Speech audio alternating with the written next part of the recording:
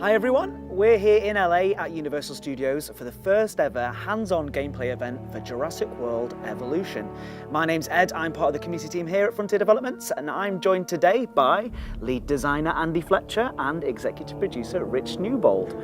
So obviously, like I said, we came all the way out to LA for this. It's been a really, really special event. We've been working on Jurassic World Evolution for quite a long time now. And today, we've been finally able to show the game off to people outside of Frontier. So how has that felt for you guys who've been working on it for so long? It's been amazing.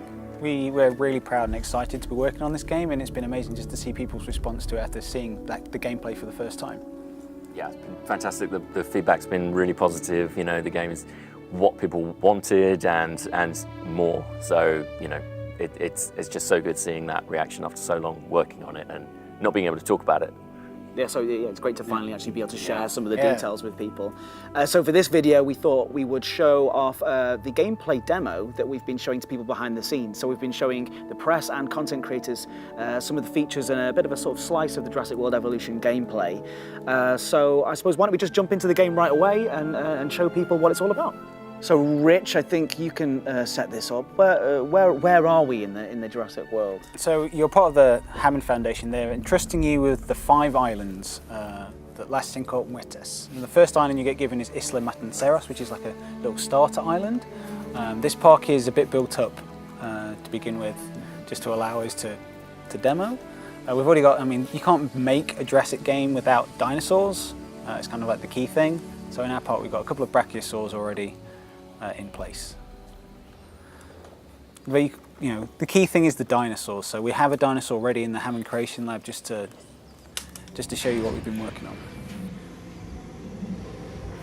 So we've been putting a lot of attention and detail into the dinosaurs to make sure that these dinosaurs are the best dinosaurs you've ever seen in a video game. We put a lot of work into how they look, how they move, how they sound, and how they behave. It's one of the key things for us to make a game that's just amazing to look at.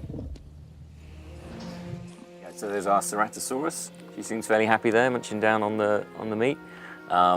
So I think in addition to the dinosaurs, there's a load of structured objectives that you can do in the game too. So I'm going to complete this active contract, what we call a contract here. So we've got a science contract active here to perform an expedition for at least 1 herbivore fossil.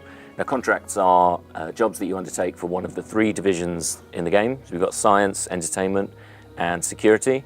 And this is for science, so this will improve my standing with that division, and that will lead to further unlocks and further consequences later down the line. So I'm going to head to my expedition center and look at the expedition map. It shows me all the dig sites I've got available around the world. So one part of the game that we're putting a lot of detail into is the authenticity of the game.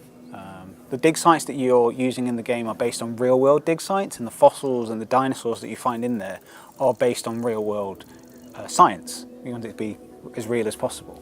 And there's a lot of information about the dig sites themselves and the lore of the game and the dinosaurs that you're engineering, but we keep all of that stuff inside an InGen database, which is like a repository of information that if you want to get access to all that depth and detail, if you're a big fan of that kind of aspect of the Jurassic franchise, you can go into here and start reading up about, you know, for instance, the formations in the game, and you can see when these formations were formed in the world, what you can find inside them, and the dinosaurs in there. So it's one part of the aspect of the game that we're putting a lot of detail into.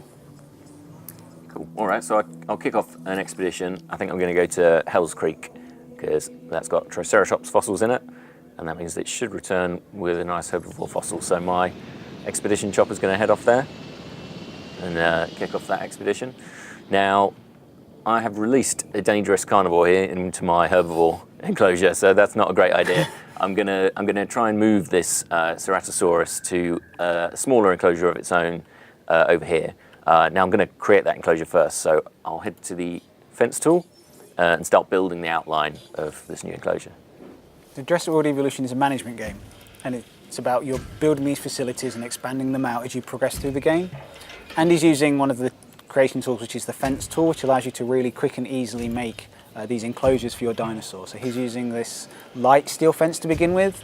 As you progress through the game, you get access to sturdier fences and then electrified fences, just to make sure that the new dinosaurs that you're engineering are really, make sure that you're kept inside the enclosure, because they're not inside, that's when the running and the screaming happens. So it's the key thing of the game is to make sure that your dinosaurs are kept away from your guests. Cool, so I've got a basic fenced enclosure there. Now I need to make this more of a home for the Ceratosaurus, so I'm going to put some water in. So it's got a water source that it can drink from. So if I head to the landscape tools, I can really easily create a quick water source for it to drink from, keep it quenched. And then if I go to the nature brush, I can add forest, and this will make it feel more at home in its habitat. So different dinosaurs have different kind of habitat needs, and I'm going to put those in to make it feel more at home. I can also, while I'm in here, I can also adjust the slope around the enclosure, so I can raise, lower, flatten, smooth terrain, which is kind of cool from an aesthetic point of view. You see the fence actually conforms to any terrain edits that I make. And then to finish off the enclosure, or to make sure at least that it can be got to from my ranger teams, which we're going to talk about a little bit later, I'll stick a gate here, and that allows the ranger teams to drive in and out with their 4x4s, which is really important for dinosaur welfare, which we'll talk about in a little bit. And then finishing touch, I'm going to add a feeder in here, because our Ceratosaurus is going to want to eat something when it's touched down. So I don't know if you covered that there, but this the fences that you're placing down, they look kind of they don't look like they're going to be particularly strong against some of those larger dinosaurs. Are these things that you can upgrade and get more? So you need to make sure that the fences that you're placing are appropriate for the dinosaurs you're trying to keep behind them, so that the smaller herbivores, you can get away with a light steel fence. But as you say, the bigger dinosaurs, the ones with more teeth, you want to make sure that they're kept in. So you want to make sure that your fences are as strong as possible. Yes, this is exactly what we needed. Well done completing that contract. So I've now boosted my science reputation by completing a contract, because my expedition chopper came back, and that's unlocked something for me to hit. I've got an interesting opportunity for you to consider. It will allow us to work together to create life. Pure life. If you've been listening to Dr. Malcolm, then you know how important this is to us, and to me. All right, so this is the head of the science division offering me a mission, which is a multi-stage series of objectives which take longer than the contracts to do, but they have greater rewards and more sort of narrative depth to them. So I'm going to start this mission and see what's involved. I knew you were my kind of person. Inquisitive, driven, and I knew you couldn't resist this opportunity. So let's get started. Together, we can create a more authentic version of our dinosaurs. That means a complete genome. And I think you are up to the challenge. Don't disappoint. Okay, so the first part of this mission is to acquire 50% of the Triceratops genome. So in order to do that, I'm going to head to my fossil center. It's where all my dig site finds get delivered. And see here, I've got a very high quality amber fossil, which will give me Triceratops DNA. So when I've extracted this DNA, I should have enough to complete this section of the mission. So another option there as well to sell. So you can sell them just to gain money, and that will, so there's kind of a trade-off there, is you can focus just on the dinosaurs or use fossil dig finds for short-term financial gain. And one part of the game that we're really focused on is not just making sure that the dinosaurs are the best dinosaurs you've ever seen, but the environments that they inhabit are amazing as well. So we put a lot of care into the building systems as well as the islands themselves. So each island has a lot of work and attention being done to make sure it looks amazing and as it can be, and we put work into a weather system as well. So as you're playing through the game, there's different weather events that might happen, things like light rain or heavy rain. Some of the later islands have more extreme weather events, so there's a lot for you to do there. These things aren't just aesthetics things though. The tropical storms that might hit you later on have a gameplay aspect. They might come and knock your fences out. They might come and take out your power station. So there's things for you to be worrying about as you're managing not just these dangerous dinosaurs in your facility, but things that might cause them to escape. Now we need to incubate, hatch, and house our dinosaur. Then we will know if our efforts will have been worth it. Okay, cool. So my fossil was extracted, and that meant I've got enough of a Triceratops genome to incubate a Triceratops dinosaur egg. So if I go to my Hammer Creation Lab, I can see all the available genomes I have. I've only got a few here. Obviously, this is just the start of the game. But one of those is my newly available Triceratops. So I'm going to incubate that right now for this mission. So this is going to be my herbivore enclosure. I've got 2 big herbivores here, got another one on the way. So I'm going to make sure that this Ceratosaurus is not around when all those herbivores are roaming, because yeah, he's quite a dangerous animal. So in order to move him to my new enclosure, I'm going to head to my ACU center, and this is where I can give commands to my ACU chopper teams. So if I head over here and click on the Ceratosaurus, they will start flying off and they will try and tranquilize him so that he can be safely transported. Now, a really, really nice element of Jurassic World Evolution is that although I can manage these vehicles from far, I can also click on them if I want to and take direct control. So I can interject whenever I've asked them to do something and try and do it myself. And since on PC we've kind of designed the game to work seamlessly with controller and with keyboard and mouse, so I can just switch to the gamepad and all the menus and all the interfaces and all the controls are going to work just as well. Immediately as well, there's no, yeah. actually no switch there at all, yeah. You can do it, Andy. No pressure.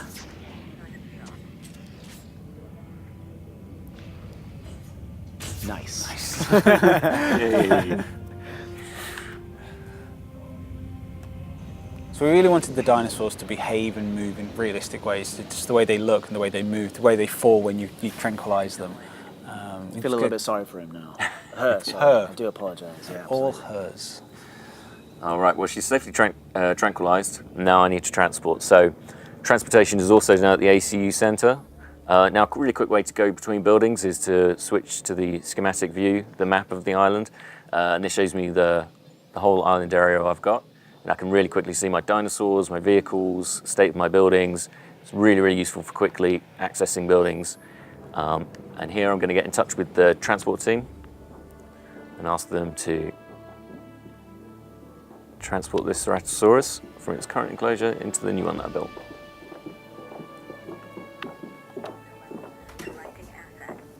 And that poor goat that you created earlier doesn't know what's coming. It might be fine.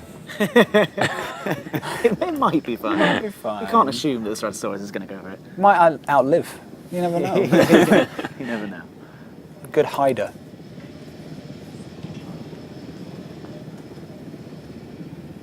There she goes. Can you name the dinosaurs as well? Yeah, you can name the buildings in the game and the dinosaurs themselves if you want. If you just want to have that personal connection with the animals. I'm not sure why you'd want to get a personal connection with a carnivore, but the option's there for you. Each to their own. Yeah. Okay, well, she's on her way. So now I can safely release my new Triceratops into the herbivore enclosure.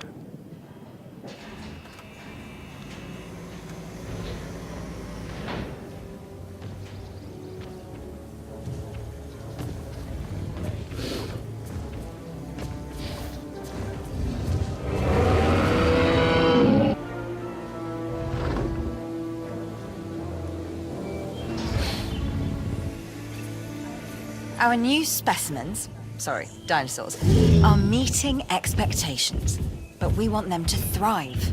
That's your next assignment. Making sure our specimens are properly cared for. In other words, dinosaur welfare. The difference with dinosaurs is that they have no point of reference to understand humans, so don't expect much in the way of thank yous. And another part of the game that we're really excited about is the opportunity to Jeff Goldblum. He's reprising his role of Dr. Ian Malcolm, and he's throughout the game. Yeah, he's there as a narrator, as like a voice of conscience. You're going to be making some decisions in the game as to which division you're pursuing the missions for, and there's going to be some consequence to that. And he's there just to remind you that these dinosaurs should never have been brought back. It's been a mistake from day one. And that there's going to be a consequence to some of these decisions, and you just can't keep some things like that in your enclosed, and they will always find a way to escape, or something will find a way to just go wrong. And he's always there, just to keep reminding you of that fact. It's just such an amazing thing as a developer to work with someone like him in one of our games. Cool. All right. Well, this next stage of the mission is all about, as the head of science said, dinosaur welfare. So it wants me to build a ranger station. So I need to make a bit of space here because my island is Just adding less space. Adding. So what you need to do before you build, when you start expanding your park, you need to kind of clear the ground so that you've got space to build on. So I'm just clearing some forestry here. And this is costing you money to do so. This is costing me money, so I've got to build up the funds before I can really expand and make a huge island park. So yeah, you might need to flatten the terrain as well if it's rough and uneven, which is another factor. So this looks like enough space, so I'm going to put my ranger station down, and these guys are going to help me look after my dinosaurs. Jurassic World Evolution is a management game, it's a builder game, so you have to use these tools to expand out your facilities, and you have to worry about things like an infrastructure system in your park as well, making sure that your buildings are connected together so that guests and staff can access them, and also that there's a power supply to these buildings. So there's a concept of power in the game, so that you've got to build these power stations and connect up pylons to make sure there's enough power to make sure that your buildings are operational, and that if you have electrified fences, that there's electricity running through those, because they're not going to be much of a deterrent if there's no electricity in them, so your dinosaurs might be more likely to escape from them. That's right, and then additionally on some of the buildings you'll have a number of upgrade slots. So here you see you've got 5 on the ACU centre. And what I can do is I can purchase components that I can put in there, and they will augment the efficiency of that building. So they'll make my ACU team better at tranquilizing dinosaurs automatically, for example, or allow me to give them more tasks at once. The power station has upgrades, as you saw there, for things like output and cost and management, things like that. So that's a really important way to kind of maximize the usefulness of each building. But it also has implications for how much power is being drawn on your power system and how much money you're spending, of course. Okay, well, my ranger station and the lovely 4x4 is now built, ready to use. But the next bit of this task is to increase my Triceratops genome. So I'm going to go back to the fossil center, find another Triceratops fossil, and extract. And that should create a more pure strain Triceratops genome for me to satisfy the science division with. And in the game, it's not just about just making dinosaurs and putting down buildings. We have a research system in place as well, so that as you progress through the game, you can research new things for you to build and add to your park. So as Andy was mentioning with the building upgrades, that's an aspect of the research system as well. You can research new upgrades, you can research new fence types and medical treatments as well. The ranger station that we just put down, they're tasked with medicating your dinosaurs if they get sick, but you need to make sure that they've got access to the relevant treatments and the vaccines for that. So that's one part of the research system as well, so they can do their jobs. And because it's a Jurassic game, we're trying to be faithful to the authenticity of Jurassic science. So you're taking these genomes of dinosaurs from long ago and then combining that with modern DNA to try and fill the gaps so that we can create these dinosaurs. So you can research new gene types, and that will then change their base statistics, or you can change how long they live for and things like that. Or you can change their cosmetics genes as well, so you can change how your dinosaurs look as well. Okay. Right, so my fossil that I just extracted should be finished now. And that means that I can, so I've got a more pure strain Triceratops here. He's 77% genome completion. I'll incubate him, but just before I do that, I'm going to modify his genome and show you the genetic modification options. So along the top there, that's a representation of the genetic sequence, and in there's a number of gaps. So each of the gaps is currently filled by tree frog DNA, and that's not doing a whole lot for my dinosaurs' traits and stats. So I can switch out this one, for example, for a toughness gene from a different animal, and that will make it more defensively capable. So should it get into fights, it's going to, with other dinosaurs, it could more likely survive if I add more of these kinds of genes. This is a lifespan gene, so this is a really useful one. It means that my dinosaurs are more likely to live longer if I add more lifespan. These all increase the incubation cost of the dinosaur, and slightly reduce the likelihood that it's going to be successful as well, which is quite an important factor. But I think that's enough modification just to quickly show up. And I'll incubate that dino, and that should be, once this research is complete, the last step in the mission. But the game is not just about dinosaurs and the dinosaur welfare. We're at Frontier, where we've got a history of making management games and park builders, so you have to worry about your guest needs as well, making sure that they're as happy as they can be. We have multiple buildings, ones for like operation type stuff like the ranger station, buildings for your dinosaurs and buildings for your guests. So you need to make sure there's fast food restaurants in there to make sure that they get enough food. And then you can adjust the things that they're selling and the prices that they're selling and that, so that you can make profit. So you need to make sure that your parks are maximizing the amount of profit, because that's how you get access to expanding out your park, new buildings, new dinosaurs. So there's a lot of different things for you to be managing in the game or worrying about, and just making sure that everything's running as efficiently as possible. And a lot of these things feed back into a thing that we call the island rating, which is like a measurement of how successful you're being on your current island. And that all then feeds back into a progression system with the 5 islands that you've been tasked with. So this is on Isla Matanceros, the first island. If you prove yourself with this island, they're going to give you another one, and then another one. And these islands aren't just the same again, they're going to have different challenges and different aspects to them to really challenge you. So some might be quite a small area, so you have to be quite efficient in how you're building in that area, so a bit of a challenge. Some might have really extreme weather effects that are quite frequent, so you're going to have to deal with a lot of storms and that taking out some of your facilities, or power outages. There's just going to be a lot of things for you to worry about. But as you progress through those islands, you're going to get access to new research, new fossils, new buildings, new dinosaurs. And then you can always go back. So if you're on Island 4, for instance, you get access to a new dinosaur, you can go back to Matanceros and put that dinosaur in that island to improve the rating of that island, which then opens up more things for you to play with. So this is just a glimpse of what's on offer in Jurassic World Evolution. We're really proud of them. You know, our Ceratosaurus is nice and happy now, about to have dinner. Or maybe not. They seem to be getting away with it. Oh, that goat is far too brave. So thank you guys for that amazing gameplay demo. It really does look absolutely amazing. And it's not that long before people can play Jurassic World Evolution themselves, because the game comes out on June the 12th, 2018, which really isn't that long away. It's very, very exciting stuff.